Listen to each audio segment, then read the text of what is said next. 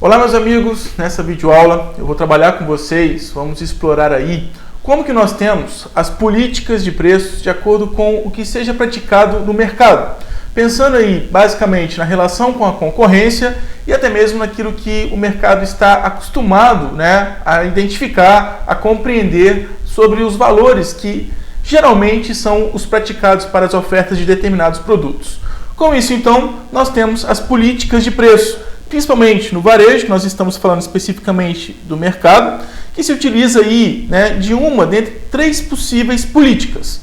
Ou a empresa vai decidir por praticar preços acima do mercado, ou seja, vamos cobrar um valor superior àquele que as pessoas estão acostumadas, já estão familiarizadas, Então a empresa cobra dos consumidores um valor acima da média que seja normalmente praticada.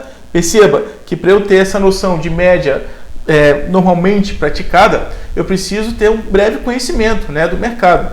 Então, ou eu já fiz uma pesquisa para identificar como que os meus outros concorrentes que já existam nesse mercado estejam determinando os seus preços, e aí eu vou me basear nessa margem que já é praticada, ou até mesmo eu posso ter essa política analisada quando eu estou acompanhando as práticas dos meus concorrentes e quero me nivelar ou quero ter algum diferencial em relação ao que eles estejam praticando.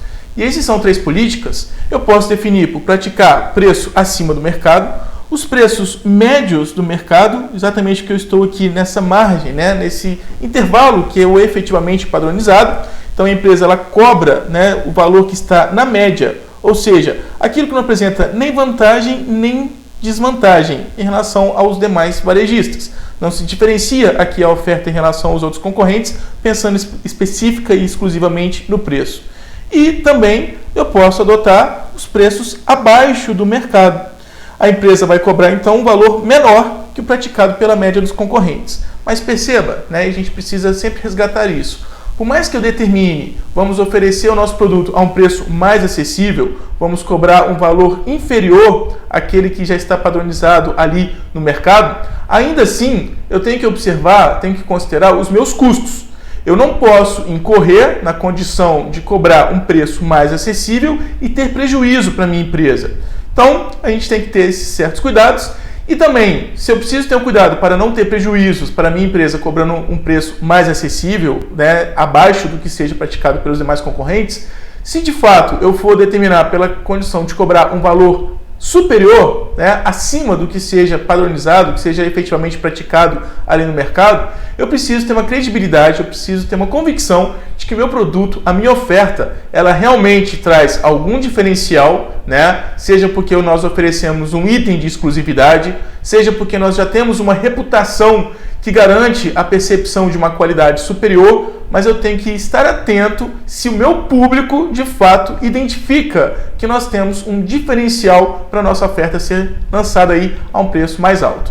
Com isso, então, a gente compara as três políticas. Então, se eu vou adotar preço acima do mercado, do que é praticado aí pelos meus concorrentes, eu tenho a intenção de ter um lucro máximo, não por meio aí de um alto volume de vendas, até porque se eu aumento o meu preço, eu sei que eu vou restringir qual seja o público-alvo que de fato tenha poder aquisitivo e acesso à minha oferta, Mas é definida uma elevada margem bruta praticada por produto. Justamente por isso que a gente entra nessa condição de que eu posso acreditar, ou posso ter a determinação de fato de que o meu produto ele é um item de exclusividade. E justamente por ser um produto exclusivo, a gente pode então praticar um preço mais alto. Além disso, quando a gente vai adotar essa política, a gente tem que confiar na pouca concorrência, ou seja, isso também reforça a minha ideia de exclusividade, então não terei tantos concorrentes para competir com preço. Tem que considerar que o preço pode ser justificado porque nós temos altos custos operacionais e justamente porque eu não posso incorrer na condição de prejuízo, é que eu vou então cobrar um preço mais alto para cobrir os custos que eu preciso ali para conseguir projetar e lançar a minha oferta. E também os consumidores nessa condição vão dar maior valor aos benefícios. É exatamente isso, essa condição, que vai me revelar um diferencial que possa justificar por que meu produto está sendo cobrado um preço mais caro, E justamente como eu dou essa ênfase sobre os benefícios, Os meus consumidores, então, serão pouco sensíveis aos custos, né? Eles vão representar aí uma baixa elasticidade se eu vier a alterar os meus preços depois, né? O meu público consumidor ele não vai ser tão sensível, ou seja, ele vai continuar adquirindo os meus produtos, ainda que nós cobramos aí um preço mais alto.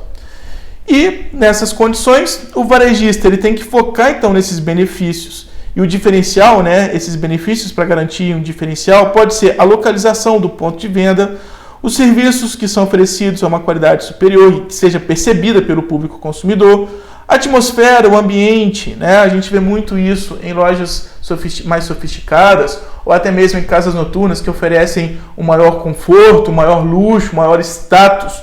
Então, essa condição de oferecer maior conforto, né, de ter um aspecto de luxo, e isso é percebido pelo público consumidor, pode se reverter aí na condição que justifique, né, por que o nosso produto está sendo cobrado a um preço mais alto.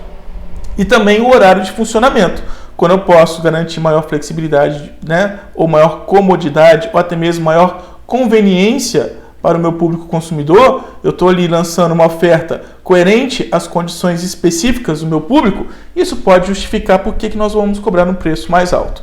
E como exemplo, nós temos lojas de grife, perceba aqui a ênfase do luxo, né? E confecções sofisticadas, justamente porque são condições que apresentam aí uma atmosfera diferenciada, né? Quando nós falamos atmosfera em marketing, nós estamos falando exatamente da sensação que um cliente, que o consumidor possa vir a expressar, né, a perceber quando ele está ali na interação com os vendedores ou no momento que ele está de fato sendo apresentado para a oferta daquela empresa.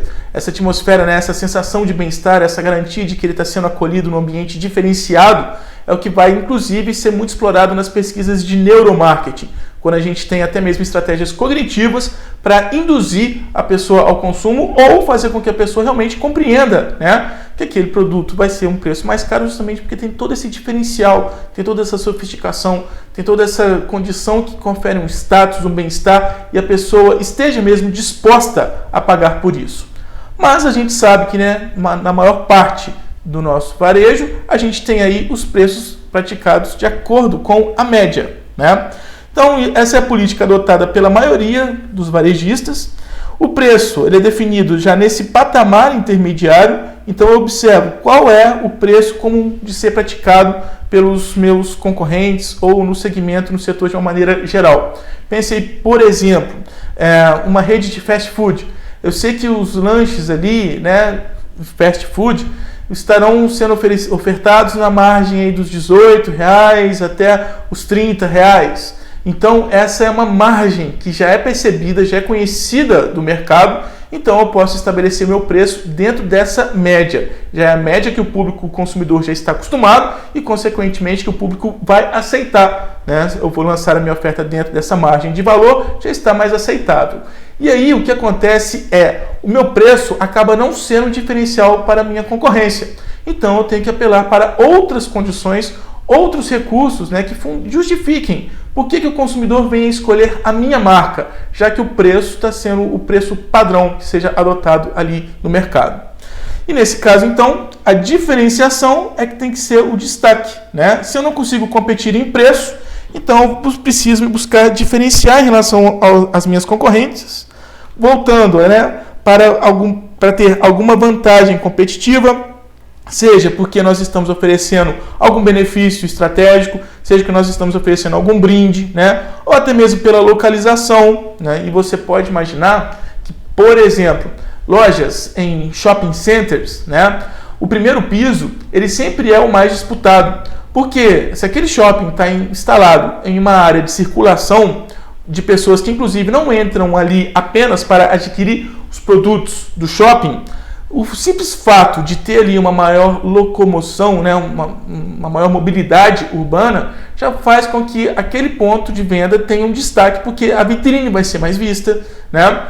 Então, isso também é uma condição que pode oferecer um diferencial competitivo quando não é possível explorar a vantagem competitiva em cima de preços. E também é possível oferecer como diferenciais, né, a oferta de serviços complementares, ou estender a linha de produtos para fazer com que o consumidor adquira mais quando ele entrar em contato com um ponto de venda específico. E se nós temos os preços acima, os preços de acordo com a média, nós também temos aí os preços abaixo, né? Isso quer dizer que nós vamos cobrar preços mais acessíveis para o nosso público consumidor. Logicamente que meu preço baixo, né, ele tem que estar atrelado, articulado aí com a condição de ter uma estrutura de baixos custos. E isso é uma condição que sempre tem que ser pensada quando a gente vai especificar a precificação de um produto. Eu vou ganhar lucro justamente em cima das minhas vendas. Então, não tem lógica, né, eu oferecer um produto a um preço muito barato, muito abaixo do mercado, se eu incorrer no risco daquele preço não for capaz de cobrir as minhas despesas operacionais, as minhas despesas de produção. Lembre-se, sempre que nós vamos definir o preço, eu tenho lá o break-even, o ponto de equilíbrio, né? É o valor mínimo que deva ser cobrado. É exatamente o momento que eu não tenho nem lucro nem prejuízo, mas eu preciso, a partir desse valor que foi especificado como ponto de equilíbrio, já começo a especificar qual é a margem, o mercado, a margem de lucro que eu começo a ter. E eu preciso cobrir todas as minhas despesas, né? Senão, não tem lógica lançar ofertas de produtos, serviços ali para um público consumidor.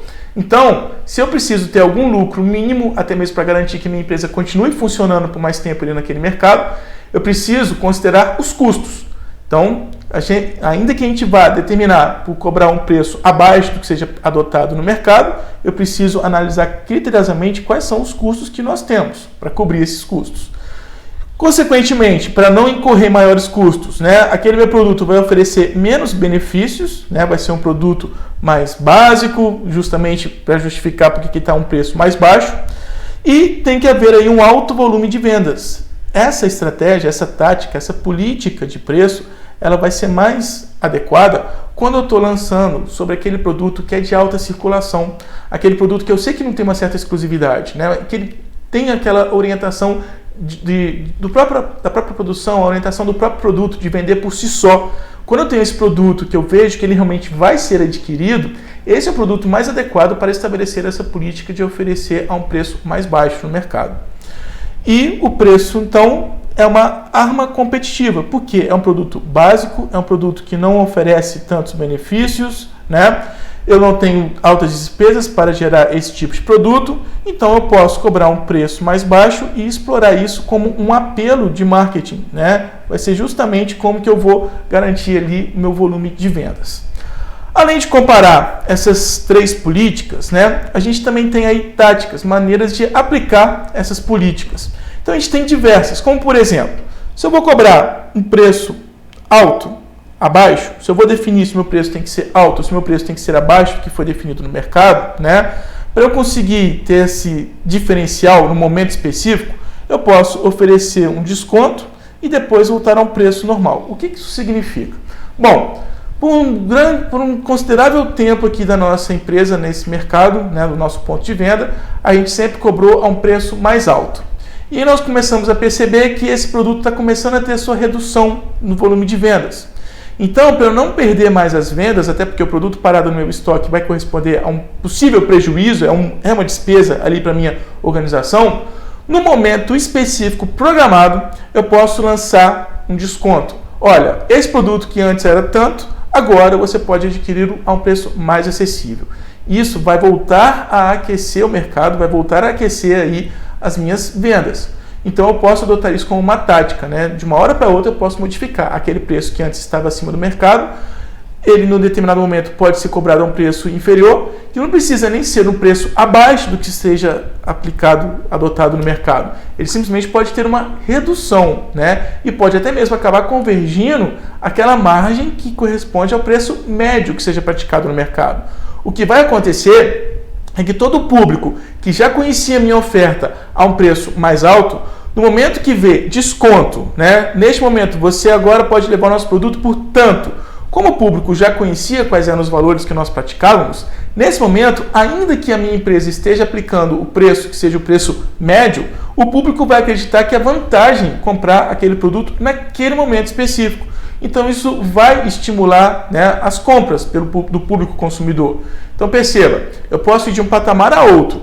Eu tanto posso estar cobrando um preço acima do que seja adotado no mercado, Propõe um momento de liquidação de desconto e adoto aquele preço para ficar na média, né, do que é praticado, como também, dependendo, né, da intensidade com que nós queremos alavancar as nossas vendas, eu posso ir do preço acima do mercado, que já era o que eu adotava, e no momento de liquidação colocar ali o preço abaixo do que é adotado no mercado. Aí realmente eu posso vir a ter um movimento muito mais intenso. Mas normalmente o que a gente vê realmente sendo praticado com maior frequência, né, no mercado é quando a empresa ela pratica essa política de oferecer a um preço acima do mercado, e quando ela vai fazer a liquidação, aí ela põe o valor estabelecido aí na margem, né, do preço médio que seja praticado no mercado. Então eu posso ter essas duas condições: ou eu vou do acima para a média, ou eu vou do acima e radicalizo e ponho o preço abaixo. Outra tática também que nós temos é quando eu vou jogar aquela chamada, né, preço baixo todo dia. Então essa política ela é permanente, né? A gente mantém a constância de oferecer os nossos produtos a preços baixos, como é o caso, né, da loja da Casa e Vídeo ou também de redes supermercadistas, né? Preço baixo todo dia. Isso é um apelo que estimula o consumidor a frequentar mais aquele ponto de venda. Outra tática que eu posso adotar é de alinhar o meu preço, né? Então eu posso oferecer diferentes preços de acordo com a qualidade. Eu posso aplicar isso sobre uma mesma linha de produtos, ou posso aplicar isso, né, quando eu observo que eu tenho alguns produtos ali do meu ponto de venda que em determinados momentos ele se vende mais. Então, quando eu posso perceber que existe esse momento de maior aquecimento do mercado, né, existe ali maior frequência de compras, eu posso aproveitar esse momento para adequar o meu preço e alinhar o meu preço de acordo com as condições que o mercado me apresente ou de acordo com as versões que eu tenha de produtos em uma mesma linha. Então, eu posso alinhar o preço, né, ter preços diferenciados ali, justamente porque eu tenho alguns diferenciais quanto à qualidade. Outra tática também é adotar o preço único, ou seja, quando eu vou estabelecer um preço padrão para todos os produtos que sejam disponibilizados ali no meu ponto de venda, né? É o caso, por exemplo, de uma loja de autosserviços, daqueles serviços automáticos, como o exemplo clássico que nós temos aí, né, do caixa eletrônico em bancos, né? Então, tudo aquilo que seja possível de ofertar de uma maneira automática, eu posso definir um preço único. O preço flexível, diferente, né, do preço único, é quando eu vou tentar negociar o preço. Então, por exemplo, se eu vou revender o meu automóvel, né, lógico que eu estou interessado ali em ganhar o máximo com aquele recurso que eu tenho para ofertar, eu posso tentar negociar. Compras que geralmente a gente possa fazer, tanto eu revendendo meu carro, como também no momento que a gente vai adquirir um carro, né? A gente pode ainda tentar negociar descontos com a concessionária. Então, sempre que eu tenho esse tipo de compra onde seja possível negociar, essa condição, né? Olha, eu posso ter um maior desconto, e se eu levar uma quantidade maior desse determinado item? Ou, e se ao invés de pagar a prazo, eu pagar à vista, será que não tem como ter algum desconto? Essa condição de oferecer desconto é que vai configurar essa condição, então, de um preço flexível, né? Eu não mantenho um preço padrão, um preço único. Em diferentes momentos, até mesmo diferentes vendas, eu posso ter essa flexibilidade. Então, isso é o que vai caracterizar o preço flexível. O preço variável é quando os preços eles não têm condições de ser fixos, né? Justamente porque os custos para a minha produção vão variar, assim como também a gente tem diferentes momentos de demanda, né? A gente tem alta sazonalidade, então a gente sabe que em determinados momentos eu posso ter picos, como também posso ter recesso, né? O poder de recessão ali do meu público consumidor, e eu tenho que adequar o meu preço de acordo com as condições que são variáveis do mercado, né? É o caso de flores, que a gente sabe que no momento de véspera do Dia dos Namorados, por exemplo, né? A gente tem aí uma demanda aquecida, então a gente pode alavancar, e algumas frutas de acordo com as estações do ano, né? Então eu posso aumentar, se eu tenho restrição de oferta desse produto, posso reduzir quando eu estou tendo risco ali de ter uma grande quantidade em estoque. Perceba que preços variáveis vai depender aí da quantidade que eu tenho de estoque e também da minha capacidade de atender as demandas. Quando eu preciso controlar o excesso, um possível excesso de demanda, uma estratégia que eu posso adotar é alavancar, aumentar o meu preço, justamente porque eu sei que se eu aumentar o preço, eu restringo a quantidade de pessoas que de fato têm poder aquisitivo para adquirir esse produto. Agora, se eu vejo que aquele item está faltando no meu estoque e ele vai continuar sendo procurado, né, eu vou precisar também aumentar esse preço, E se porventura eu tiver um item que está ficando muito parado no nosso estoque, ou a gente está formando altos volumes daquele determinado item no estoque, enquanto eu tenho esse estoque parado, eu estou tendo prejuízo, eu preciso estimular a sua venda. Então eu posso oferecer um preço mais baixo, justamente para fazer com que aquele produto circule mais. Outra tática que nós temos também é oferecer aí o preço costumeiro, né? Costumeiro porque já vai representar um hábito. Então é quando a gente já tem o patamar, o mesmo raciocínio da política de preço médio, conforme adotado no mercado, né? E que já se consolidou como uma certa tradição. Já há muito tempo que esse produto é oferecido com esse determinado valor, né? Então tarifas de ônibus, né?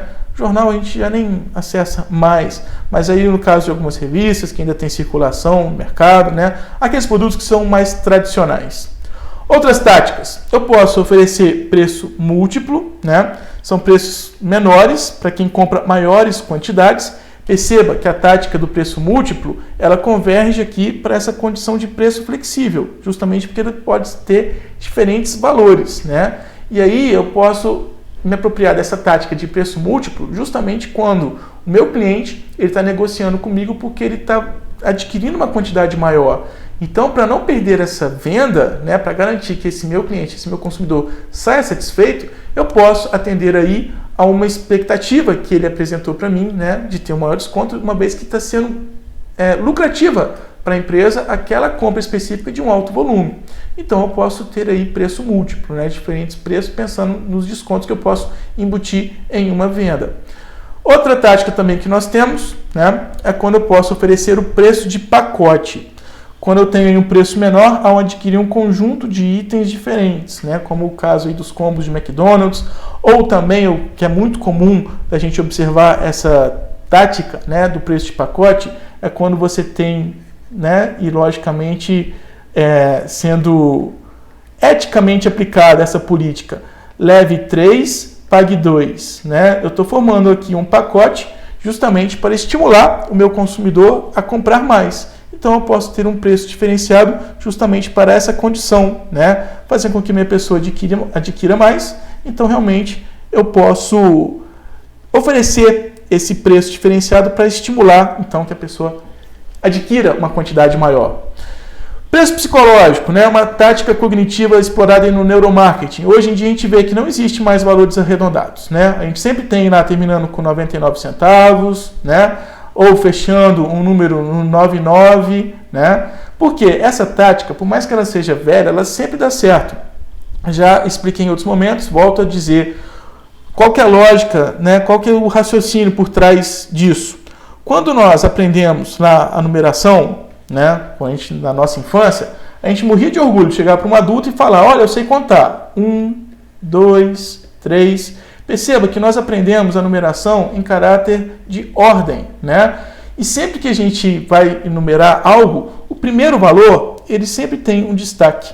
Justamente por causa desse resquício, né, de uma aprendizagem que nós desenvolvemos na nossa infância, a gente leva esse hábito por toda a vida. Então, quando eu falo lá de 530 a 199, né? A pessoa acredita que a diferença de 530 para 199, né, é muito maior do que simplesmente 330 reais. Ela vai achar que ela está tendo uma diferença ainda maior de 400, porque a ênfase está no primeiro número, né, no 199. Então essa tática ela continua funcionando, né? Ela vai reinar, por mais que a gente tenha questionamento, mas não é possível que a gente ainda caia nessa. Sim, preço psicológico vai continuar funcionando porque nós temos esse padrão cultural de aprender a numeração em caráter numérico, né? Em caráter de ordem. Então, o primeiro número, ele sempre tem maior destaque, a gente nunca pensa nos que vem depois. A gente sempre dá ênfase primeiro naquele primeiro numeral. Outra tática também que nós temos é o preço líder, né? Então, reduzir o preço que seja comum ali nas minhas vendas, para elevar o tráfego de clientes, né? Então, o OMO, eu tenho diferentes versões, eu posso ter alguma promoção específica em momento, e eu sei que esse é um produto que atrai meu público, então eu utilizo ele até mesmo como uma estratégia de preço isca, né? Então, eu vou reduzir no momento específico aquele preço líder, porque eu sei que esse produto funcionará como isca para atrair o movimento do nosso público consumidor. Outra condição também que nós temos é o preço de referência. Referência porque já é aquele que eu sei que é o praticado no mercado, ou porque existe uma marca que tem aí todo o seu destaque no mercado e o preço adotado por aquela marca é o que vai ser de fato o comumente ser adotado. Então, eu deixo em destaque, né, ao lado do preço normal, por exemplo, uma condição de uma liquidação.